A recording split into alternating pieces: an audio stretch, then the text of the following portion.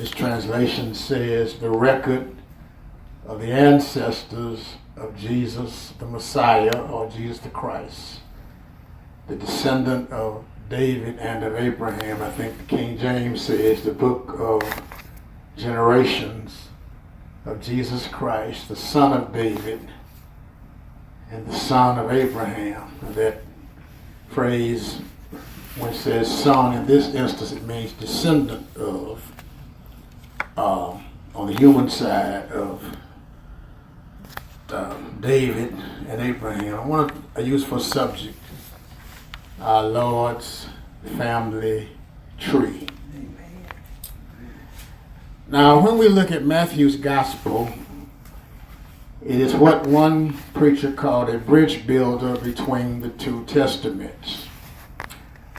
The Old Testament anticipates the coming of Christ, and the New celebrates it and anticipates his coming again for his church and to set up his kingdom here on earth as is in heaven. And ultimately, after 1,000 years, the earth will be remade and we'll live with him through all eternity. Well, Matthew's gospel is known as a royal gospel. Its symbol is a lion. The lion is the king of beasts. And we know, of course, among the titles of Jesus is the Lion of Judah. So, in order to prove to the Jews that Jesus was the Messiah, because that is his audience, primarily is a Jewish audience, to show them on the human side that Jesus was legally the heir to the promises of David and of Abraham.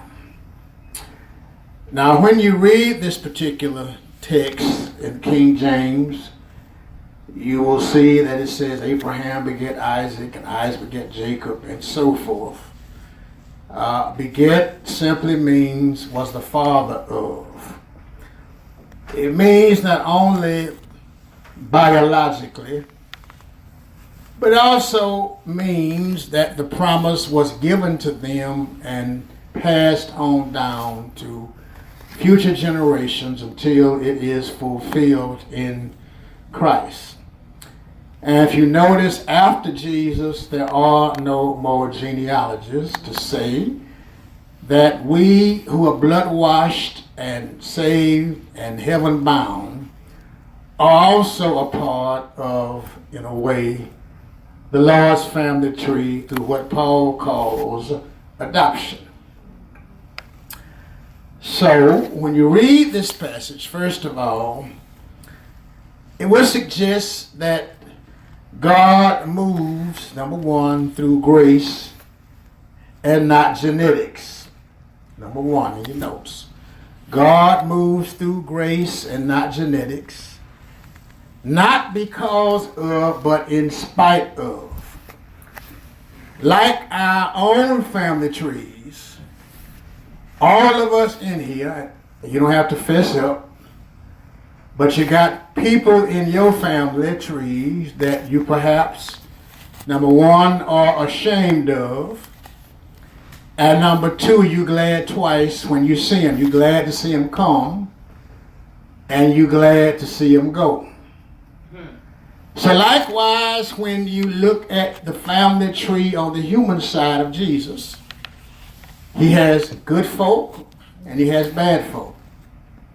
He has, for example, prostitutes, Rahab, who was in all likelihood a sister, a black woman, because she is Canaanite. And if you look at the Canaanites, they were descendants of Ham, and the name Ham means black or dark skin. So we have the family tree. So Christianity is not a white man's religion. It's really, you could say, not to discriminate against our European brothers and sisters. It's a black man's religion. I know there's a lot of young folks saying it's a white man. That's not the case. If you study this book and go back to Genesis 9 and 10, it will show you that we're in the story. In fact, most of the characters in Scripture, all through the Old Testament, were what we call Hamitic, meaning black, and Semitic. They were intermingled with the Jews, so they were a mixed breed. In other words, they were persons in all likelihood of color.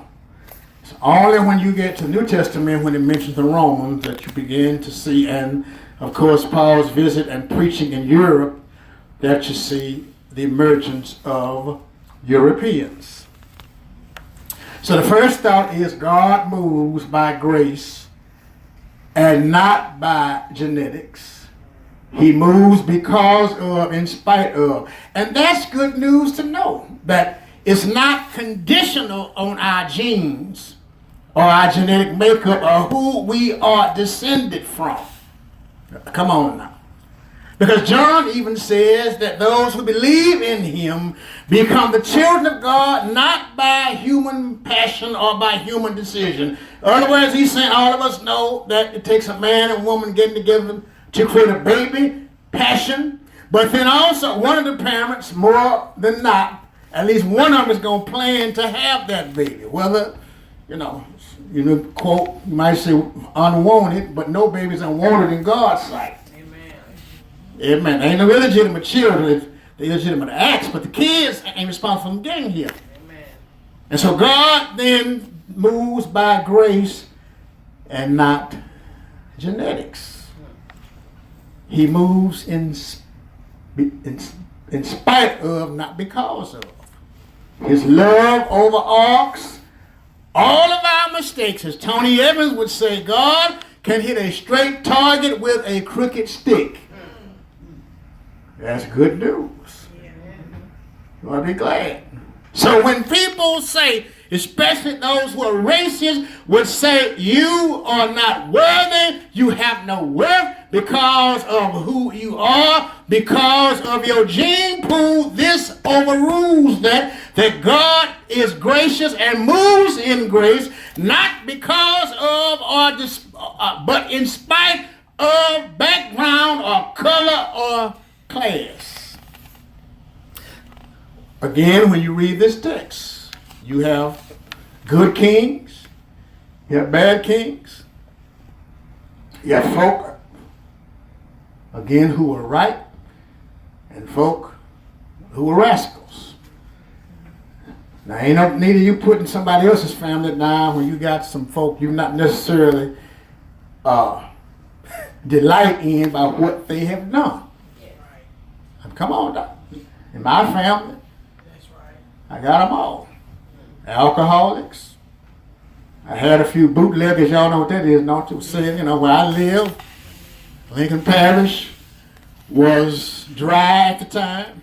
Most of my childhood. In fact, from the Webster line going east to Washita, you couldn't buy liquor. So a big industry was bootlegging, and that term bootlegging comes from the fact that folk would put their flask of drink inside their shoes, in the boot, because it was illegal. So I had, a few relatives that were ladies of the evening, wanted for a while. Some were drug addicts. Still my folk. Don't be candid. And some of y'all got some same folk. Come on now, keep it real. Some of y'all have had folk to go in the pen, but yet they are part of your family. And likewise, when you look at Jesus' family tree, it's some bad folk that really, perhaps by our standards, we would have left out. That's right. But he got him in there. Yes. Even look at Tamar, prostitute. Amen. So, number one, again, I'll say it again. We learn from the family tree, God moves in grace, not genetics. He moves because of, not because of, but in spite of. It was God's movement is not preconditioned, thank God, on how we mortals act. You ain't gonna be able to, you're not gonna rule him. Because I always say this, man is in charge, but he ain't in control. Amen. It's sort of like when I took driver's ed in high school. And the teacher, Mr. Hearn, would take us on the road behind the wheel. But on his side, because he sat in the passenger side, there was a brake that he could hit in the event I was going to run off the road in a ditch or made a bad turn. It's going to get hit. He was in control. I was in charge. Come on, the wheel. But if I was going stray off the road, he would stop the car. So I say that to remember that sometimes people think they are high and mighty and highfalutin. They in charge, they all that. And a whole box full of chips. But they forget you are not in control. Amen. Now the second thing this says, this genealogy also pictures the story of the human race, number 2. In a way in which the pedigree is arranged, or that is the family tree is arranged, what a pedigree is. Pedigree means family tree or descendants. It is arranged in 3 sections based on the 3 great stages of Jewish history. Or you could say the 3 stages in a day. For example, number 8 on your notes. David was a man who welded Israel into nationhood and made the Jews a power in the world. And that is the story of Israel's greatest king. So in other words, David represents morning up to, say, you could say a little past afternoon of Israelite history and power. That's when it was at its zenith. On David and Solomon. They solidified Israel into nationhood. For example, trade, politics, literature, because from this comes the Psalms and the Proverbs and Song of Solomon from this period in Jewish history. But the second section would picture, you could say, evening and night, because what happens? Israel or Judah by this time was exiled into Babylon. It's a section of Jewish history that talks about disaster because they were warned by the prophets. If you don't turn from your wicked ways, God's going to allow a foreign power to come and conquer you. And when I look at America, I see the same thing happening. Because here we are as a nation, have turned our backs on God. And you could say by the very fact that Russia took over our election, it was though a pagan foreign power conquered us. On one hand. And then here you got another crowd, ISIS, that's giving us fits. Because we don't know when or where they're going to strike. And yet we are the strongest military in the world. Really? So, the pictures, again, the Jews declining with the Babylonian conquest. And then, of course, the third stage brings it down from the exile to Jesus. It says that only Jesus, the King under sea, who liberated men from slavery, rescued his people from disaster by showing forth the arrival of the kingdom of God in him. So in case you missed it, I'll go back over that. It pictures the whole human race based on the 3 stages of Jewish history. The first section takes a story down to the story of Israel's greatest king. The second section goes down from David to Babylon. And then the third piece is that Jesus the King comes to liberate his people. Now, it also says something about humankind. You can lay that parallel or side by side the history of man. Man, number three, was born for greatness. All right? That's what God made us. You see, he spoke animals into existence, spoke plants into existence. But when he made us, he said, let us make man in our image. Now, what does that mean? In other words, you could say that, to use a technological term, God more or less made us as a selfie. You know what that is, don't you? Of himself, the image. Not that we are little gods, no. But God has three things. In addition to being spirit and all-powerful, God has will, he has intellect, and he has emotion. So we as people made in his image have the same thing. We have will. We can make a decision, which we carry out through the body. You know, you decide to do something, you do what? You're going to do it. If I decide to go to the store and spend all my money, that's the act of the will. You thought about it. Which your will is linked to either your intellect, you thought it through, well, should I go to the sale? Because it won't be on sale tomorrow. That's intellect. You process the information, what it says. But then we have emotion, which means we have certain feelings, anger, joy, apathy, don't care. Those are emotions. Come on now, don't tell me you might be Christian, but you get mad sometimes. And you cuss folk out sometimes.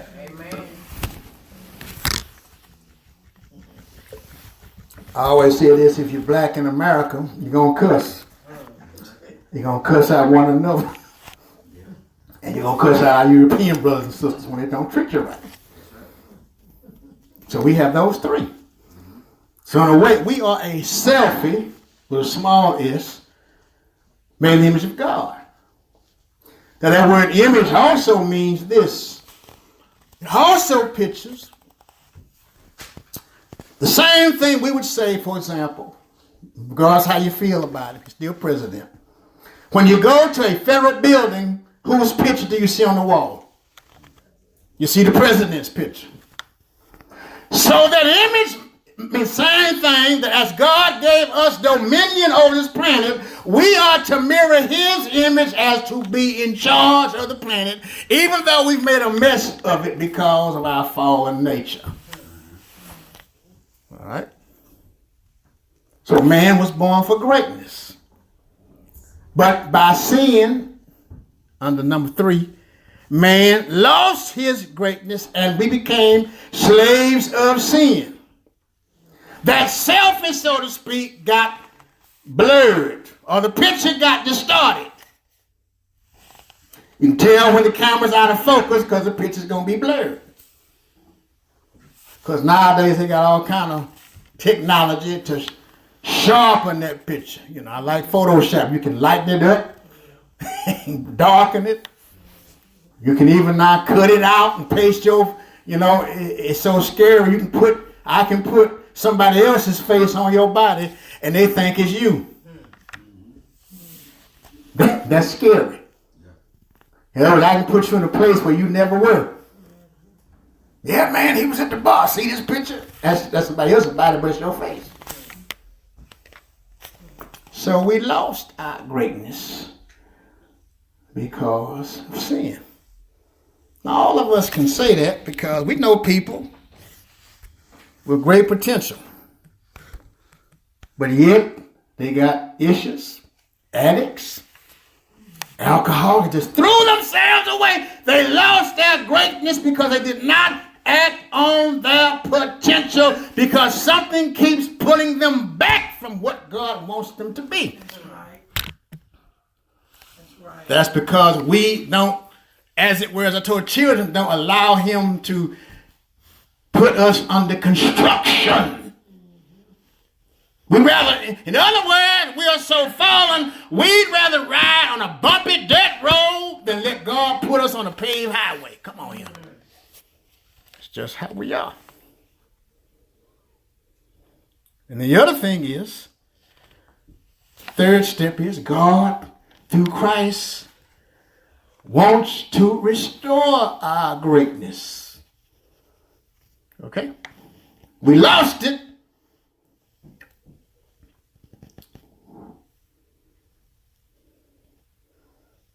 We're made for greatness.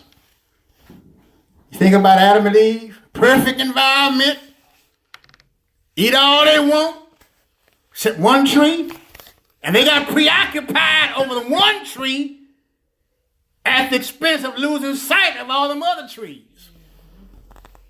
You know, that's how people are. We get preoccupied with one thing and miss out everything. You know, get preoccupied because you got the last piece of chicken and you got ham, turkey, and beef on the table and you want to fuss about a piece of chicken. Or you got greens, come on, talk to me, children, cabbage and string beans on the table and you mad at Aunt Hess because she ate the last bunch of black-eyed peas.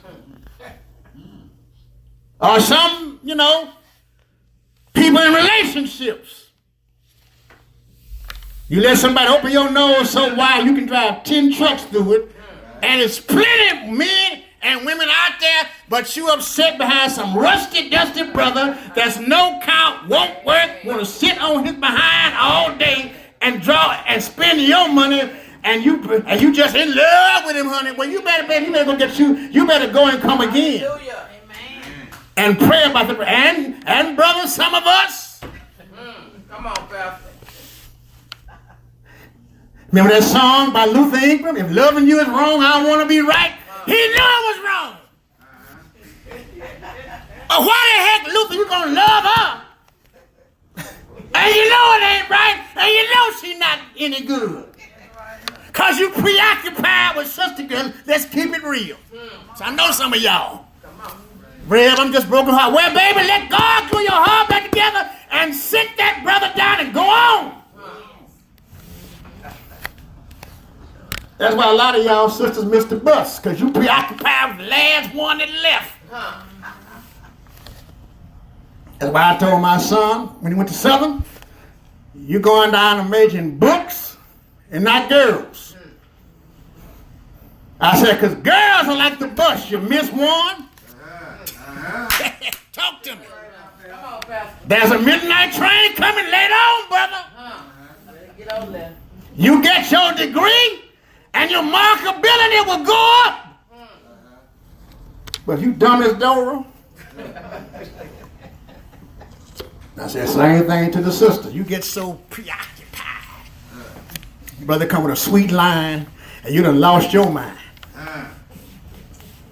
Oh, he rings my bell. You better not ring. You better cut the rope on that bell. Let him go.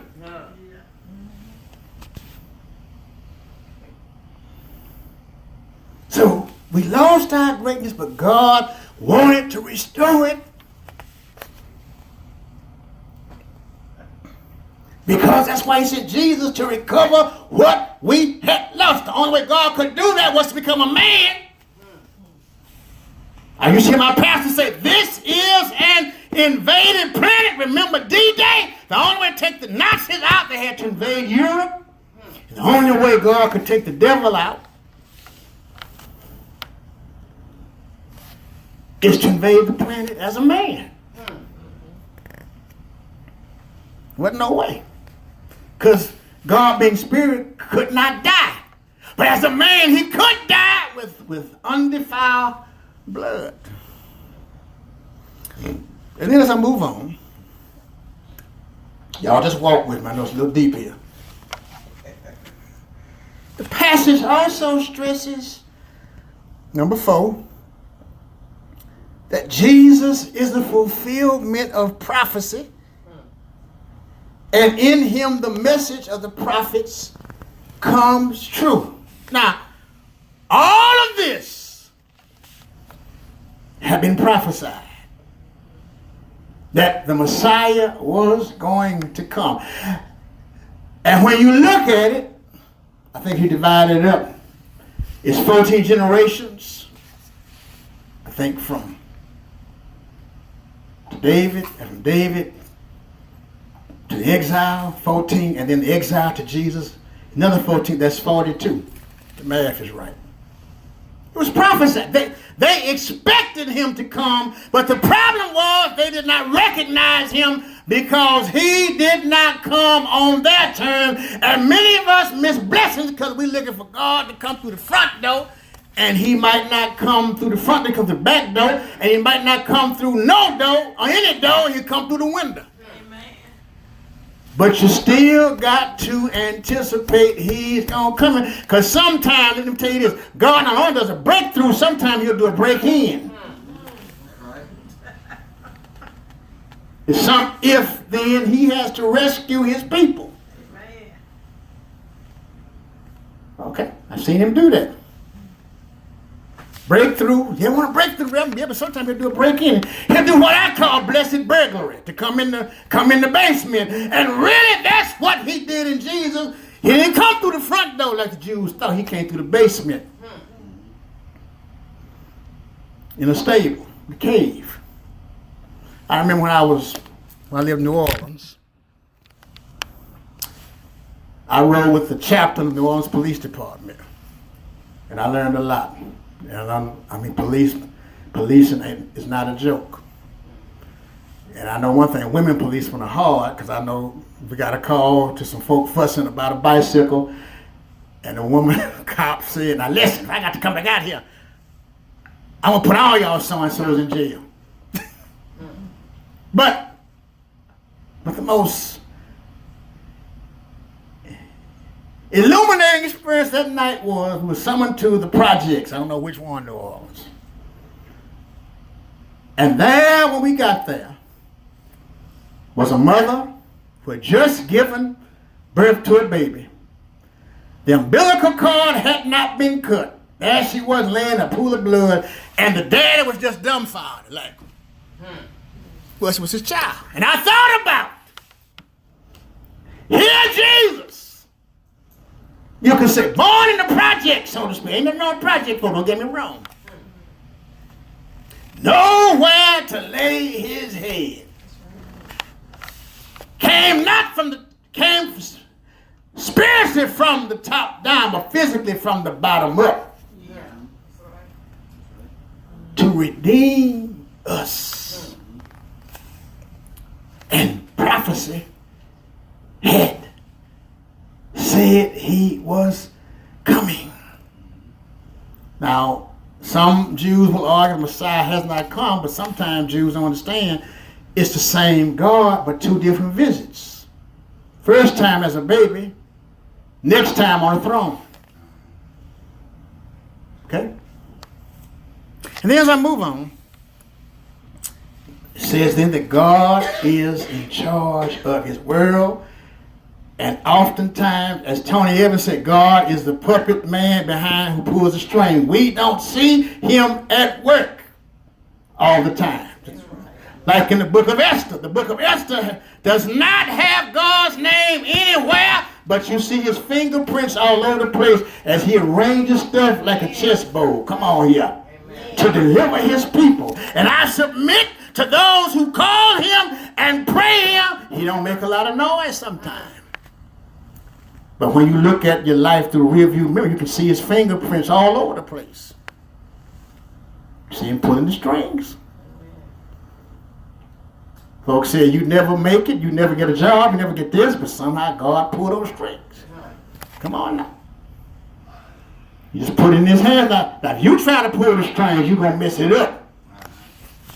In other words, you're going to come in at the wrong time and pull the wrong string.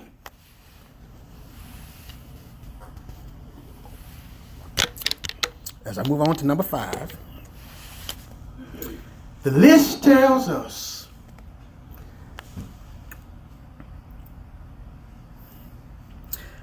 that the barriers of race, gender, and class are broken down. Remember I told you, women, I told you this, women were normally not included in genealogies. Why? Because a woman was seen as property. Sounds familiar, doesn't it? A man want to do what he want to do to a woman, but now that's changing. Because I would say this, how far back do you go on a man? All the way back to when he was a teenager. Because if you do that, then none of us would have a chance. See, God didn't fire everybody that messed up. He forgave them. They suffered a penalty. Amen. But he didn't fire them. Everybody went, oh, you ought to resign. No. Let's suppose you, if she was on the other foot. That's right. Come on now. Thank you, Jesus. Not that it was right. But when you look at David, David messed up. But God whipped him, but he did not withdraw from him. That's right. He didn't dethrone David, he could have. But he knew David's heart was in the right place, even though David had the thing of his weakness, you could say, was women, and so was Solomon, but he just chastised, he whooped them. So when's it going to stop? Because, I'm going to say this in love, sisters, sexual harassment cuts both ways. I know women who harass men. That's right. Can I get a witness? That's right. I've known churches where one woman got mad because the pastor wouldn't give her a look and wanted to cut his salary. Now, if that ain't harassment, I don't know what it is.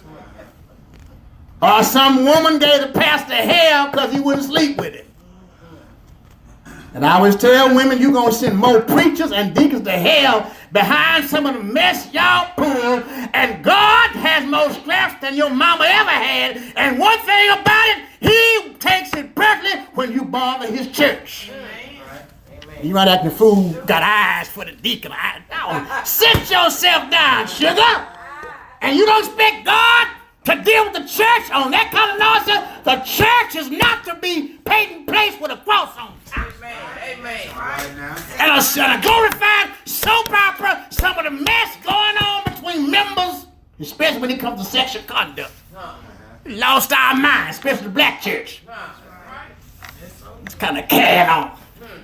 And then want to know, Lord, your Lord going to deal with you in mercy, but he going to also deal with you in judgment.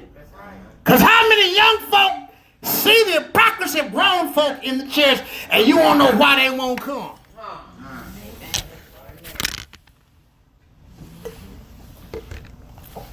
Deals, first off, the barriers of race. Why do I say that? Again, look at the family tree. You know, when you look at Jesus' family tree, the barriers come tumbling down. Rahab was a sister. Now, it does not tell us whether she was still in business as a prostitute, just says she was a harlot. And she hid the spies. And by faith, because she marries, if you read the family tree, a Hebrew named Salmon. They have a son, Boaz, who falls in love with a woman named Ruth. Let me stop there. Ruth was descendant of Moabites, a Moabite. And if you understand, if you read Genesis, it goes back to Genesis. The Moabites, were descendants of an incestuous relationship between Lot and one of his daughters after Sodom and Gomorrah fell. This is just this book. And the word was they could not come into the community until the 5th generation. So this is where God brings Ruth in to the family tree, because she's the 5th generation.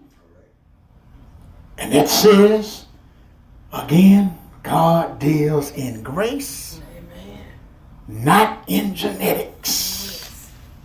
Now, all of us in here, I want you to tell me nothing about your family. Got perhaps that kind of stuff in your family where you know some relative messed up some girl. In this case, the Bible is real as days are long. They got Lot drunk. So he doesn't have a male there, so we're going to sleep with him. As low as you can get incest. But again, God hits a straight target with a crooked arrow. Amen. So, race has no place in God's sight. And then gender. Gender, of course, there is no male or female, says Paul. All right? As far as worth is concerned. Now, sisters, you can't be a man, and brothers, you can't be a sister. God ain't intend that. But as far as value is concerned, you are not seen as property on either side. And that's the problem with our culture. Want to see women, folks still want to see women, come on, as property. From the White House on down. Misuse a woman, and then lie so much you'll believe your own lies and want the public to believe your lies. Now, what does that say about our sons? Because most men emulate what they see their daddy doing to mama, or they see some man they have esteem from misusing a woman. Y'all done said men on that. That's why I tell brothers, if you want to find out before you pop the question about a woman, ask her how she feels about daddy. And if daddy wasn't nowhere around, you may want to put a question mark there. Or she, she's still mad at daddy because he's the first man in her life. Maybe you better pray about that. Because, she's going to live out that. And sometimes, sisters, you mess up by telling, you don't need no man, honey. No. You got to have one. But I always say the one thing a man wants is respect. For he wants sex. Some of y'all just think, no. He, especially black men, want respect. Now, if you want to lose him, disrespect him. He gone. Because another one, I'm just being practical, not nasty, trying to help you. Because if you don't get that somewhere else, some woman will. And next thing you got a mess on your hand. And, sisters, you want to find out where the brother's head is? Find out how he feels about mama. Not that he's a mama's boy. But if he loves and respects mama, chances are you got a good brother. Because mama's the first woman in his life. Okay? Amen. Now, Trump's problem was, as I'm told, his parents didn't raise him.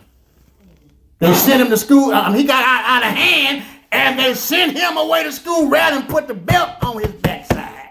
Now you got a brat. That's all it is.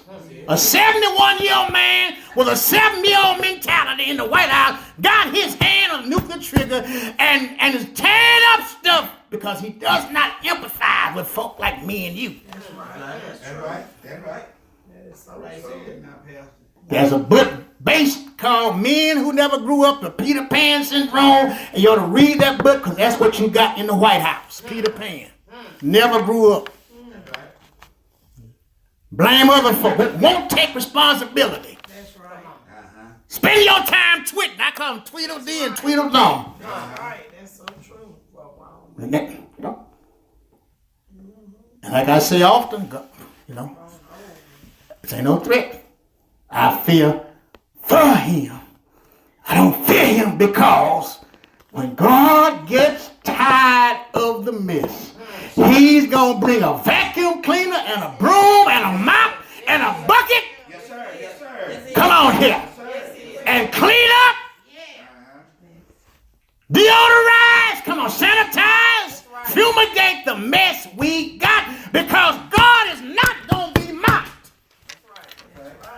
I'll take this Bible over the Constitution anytime. Because the folk who wrote the Constitution are dead, but the man that wrote this book still lives. And he said every man gonna be a liar. And every now and then, can I get a witness? I feel like preaching, y'all. He'll show up and let you know he's still around here. That's right. And then, of course, class. Remember, the Jews held these people were low-class folk. I always said Jesus came among the low-class. He came in the household of a blue-collar family. Word carpenter really means craftsman or contractor. So he did more than just deal in wood. Isn't it amazing how God works? Made the world, and to restore the world, he came in the household of a craftsman to rebuild his creation spiritually and mentally and one day physically. And women again weren't in genealogies. The barrier between Gentile is broken. Jew and Gentile. Because when you read the next chapter, wise men, these are Gentiles. Magi, scholars of astronomy and theology, who probably understood the Old Testament prophecies, and a star appeared. We don't know what that star was. I'll deal with that. Was it a special star? Or was it conjunction between what we call the royal planets Uranus and Saturn in the constellation Pisces to imply that a king was born in the house of Israel? Move on. Let's hurry on. Wrap it up.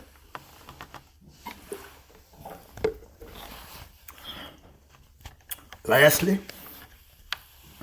the barrier between saint and sinner is down. Now, put ashes by sinners, sinners who turn to him, especially. But even if a man still wants to grope in the blindness of sin, God can fix it when he's used for his purposes. And it'll fit. So, beloveds, might have been a little deep here this morning. But go back and read the Lord's family tree. You'll find out that it'll mirror your own family tree. I'm sure that all of us have scoundrels. Perhaps we have adulterers. Perhaps you have addicts. Perhaps you have criminals. I got them all in my family, on the bloodline. Just as any other family has them. But I am so glad that God does not deal with me according to genetics. Because, you see, in every family, you may have a propensity towards certain bad conduct. In my family, alcoholism runs on both sides. So that's why I don't drink, because I've seen what it will do. When I was 10 years old, my father, who was solid as a rock, when he had to bury his youngest sister, a pretty woman that they said that she give Marilyn Monroe a run for her money, drank herself to death at age 36. And I saw the man I loved and admired keel over and break down and cry. So, my brothers and sisters, I am so glad that God doesn't measure us by genetics. You see, I had some bootleggers in my family, and I had at least one prostitute that did it for a while. But you see, I had this and I had that, and I had uncle to cut a white man's eye out because the man slapped him for not moving off the sidewalk. But I'm so glad that God does not deal in genetics. But I am so glad, I don't know about you, church, I feel like preaching here, that he deals by grace, because if he dealt in genetics, my friend, if he dealt with me because of that old nature I got in Adam, if you see, I would be lost and on my way to hell. And if he dealt with you by your genes, you would be lost and go to hell. But I don't know about you, but I am so glad that he deals with me according to his grace. I heard the preacher Frank Ray say that you know when Jesus says he has a key, to the grave, to death, and hell. He said, you know, that means he has control over death and he has control over hell. And sometime when death says you ought to turn the key on McLean, I can see grace grabbing death and said, not yet. He got some sermons to preach. He's got some folk he's got to counsel. He's got some tyrants he got to stand up against. He's got some children he got to help raise and some grandchildren, and grace says not yet. You know, I tell you what, you know, I have sleep apnea, and when I went to the hospital and they had me hooked up, and you know, the man said, you know, Reverend, about 2 or 3 times after the test you stopped breathing, but he said then all of a sudden you started breathing again. And I thank the Lord, because death could have said get him, but Jesus said not yet. And I went on breathing, and even one time I slept so sound I felt myself leaving my body, but then I saw a hand in my dreams that hit me in the chest and woke me up the next morning. I'm so glad that Jesus said to death, not yet. Come on, talk to me, church. He's going to move in grace and not by genetics. I'm going to preach in the high yard. I remember, you see, I don't know about you, but I'm going to testify for myself. Have you ever escaped a car wreck?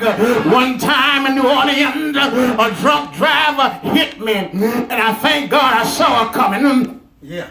But I took the hit on my side. But I thank God my wife and kids were on the back seat. That's an example of saying God said, not yet. It was grace, not genes. I remember my little boy who was now 30-something almost fell out the car. He opened the door, and I was able to reach him and pull him back in.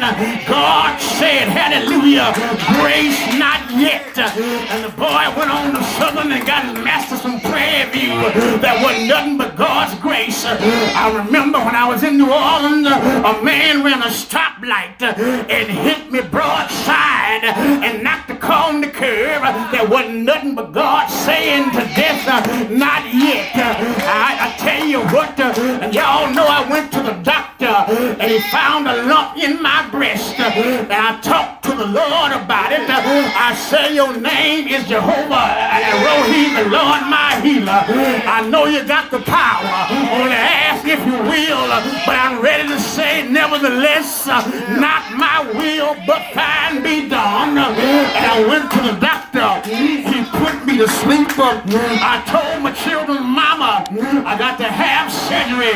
I don't want to tell them, but I thank God. I don't want to worry, but tell them if I don't wake up, if it is the big C, that everything is all right, and I'll see them on the other side. And God said, when he pulled the tumor out, said, Reverend, it ain't cancer. God was saying, not yet, but grace and grace, not genetics. Because I lost a wife to breast cancer. I lost a dad to cancer. I lost a aunt to cancer. Hallelujah. Can you say that God said, not yet? God said, I ain't ready. So I thank him every day. When I saw the sun was out, as I made my way down here to preach, I said, thank you, Lord, for a beautiful day. I got me on down here, and he said, not yet. I thank the Lord when I get tired sometime of driving and get a little sleepy. God will say, not yet. And look at the angel took the steering wheel and got me safe to my destination. Hallelujah. I've been in danger. I've flown around the world, and yes, it wasn't the pilot. It was another pilot. I could not see, and grace said, not yet.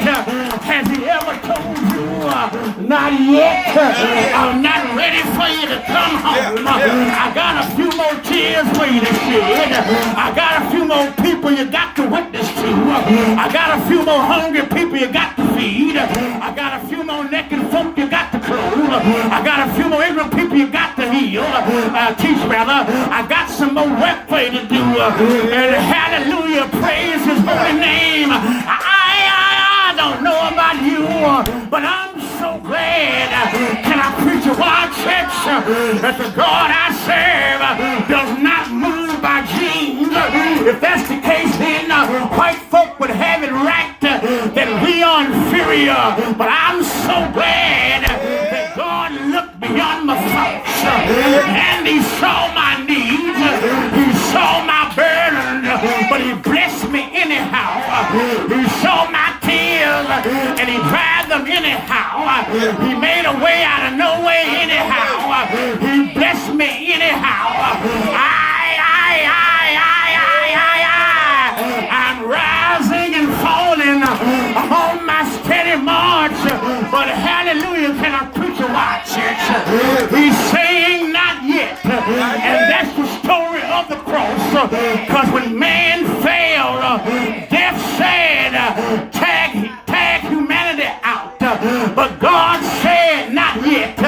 Because you see, in the council of the Godhead, when they decided to make man, God knew not that he intended for it to happen, but he knew Adam was going to mess up. And the whole human race lost yardage like on the football field. See, when one team member messes up, the whole team suffers, lost yardage.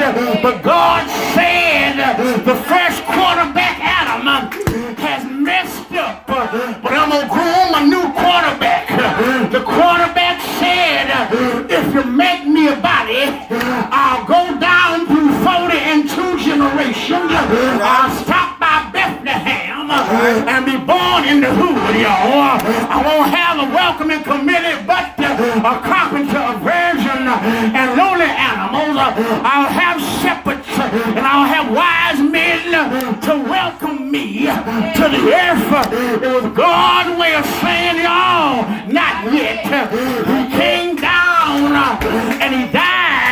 He put a cross on his shoulder, and when marching up to Calvary, they set 10,000 angels, had their swords drawn, but God said, not yet. Let him pay the price for my redemption, that whosoever believes on him shall not perish, but have everlasting life. God said, not yet. I thank you that God is in the not yet business because of grace and mercy. Oh, not yet. He died, but early Sunday morning, can I get a witness? He got up. Do you know that he got up? When he got up, he was saying, not yet, not yet. He died, but early Sunday morning, not yet. I got the clothes now. He got up with the power. Christmas, the glory of the manger. You got to look at the gloom of the cross and the victor of the tomb. When I went to Israel, and you know I went to the church of the nativity, I learned some things. First of all, the church was tore up because you had Catholic priests and Orthodox monks fighting over the church. That's symbolic of today. We fight over the church, and the church ain't ours. But then when I went down to where he was born, I had to bow my head and step down. If you're gonna see Jesus, you got to bow your head, and you got to step down. But then in the floor where he was born, they had a 14-point star representing the 14 generations. And then you see, when I stood there, I did what the wise men did. I fell on my face, and I cried a little tear, and I said, thank you, Jesus, not yet. Thank you that you remembered me. You came down through 42 generations. You came down to see about me. You remembered me when I was just a blip in your imagination. You came and you died for me. You came and you rose for me. You came that you might live in me. Hallelujah. Hallelujah. Hallelujah. Hallelujah. Hallelujah. He said, not yet. Not yet. He said, Not yet. Hallelujah. Hallelujah. I got a not yet God. Yes, sir. Yes, sir. Thank you, Lord. Sometimes you'll say wait. Yes. Yeah. Yeah. You know, sometimes you got to wait. That's right. That's right. See, our God ain't a microwave God. Thank you, Lord. And he can microwave and fix it instantly. Yes, Lord God. But more often not, he used the oven. Come on. I ain't mean to get ugly here. All right. But I thank God. Amen. He's a not yet Yes, sir. Yes, sir. Yes, sir. Thank the Lord. Savior. Thank you. He moves by grace. Amen. He doesn't move by your genes. Amen.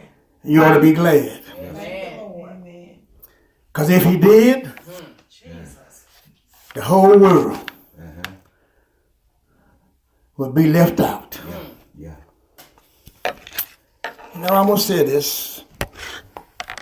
You know, sometimes the pastor has to be prophetic. That is, he has to call it as he sees it Amen. to the real world. Amen. Yeah. Because the prophets did. You know, I heard a few days ago, Trump, our president, is awed and scared of black folk. I said, you ain't got nothing to be scared of, my brother. We bleed like you do. We have the same dreams you do. We love our families as you do. Our blood bleeds red like yours does. What's the problem? Well, for one thing, when you don't know people, you fear them, and fear leads to hatred. Yeah. That's the problem. But once you sit down with one another, first get on your knees. And then sit and get in your chair Yes. and talk. You see, my blood type is AB positive. And on occasion, the blood bank will call. Say, Reverend, thank you. We need a pint of your blood. I don't know if I told y'all this. And I said, all right. He said, Reverend, somebody had an accident. Somebody got shot. We're short of your blood. Can you come in? I never asked what race That's right. or color or even gender or class. That's right. I said, I'll be there in a day or two. Lay down on in the chair, they take it out this arm. And the last time I did that, a big old plastic thing full of my blood was hot. And I asked her, what y'all gonna do with it? I said, Reverend, they're gonna split it up in platelets and plasma and all that stuff. And I said, but your blood's gonna be used for at least 4 people, Amen. 4 children. Some with sickle cell, some who are hemophiliac, they bleeders and other stuff. And I thought, as wretched as I am as a person, under construction, if my blood can help, I didn't say save, help, and maybe I'll be used as medicine to heal. And the blood only has, I think, 1 or 2 months shelf life in his blood. Amen. His genetic makeup Yes, Lord. can save the world. Yes. The blood of Jesus. It can restore broken hearts. I can't do that. Yes. I can tell you about a heart mender, but I can't a heart fixer. But I can't mend your broken heart, baby. I can tell you where somebody can mend it. Amen. Come on. It's a healer, Yes, Lord. restorer. Thank you, Jesus. His blood that was shed 2,000 years ago has never lost its power. Yes, Lord. Thank you, Jesus. And it still flows, like the song says, from the highest mountain to lowest valley. Yes. William Cowper said there is a fountain filled with blood drawn from Emmanuel, and sinners Lord. can plunge beneath the flood. Thank you, Jesus. Take a dip, dive, immerse yourself, and lose all the guilty stain. Said, dying thief, rejoice to see that fountain in his day. God bless you. Amen. Doors of the church open. Amen. Let's sing,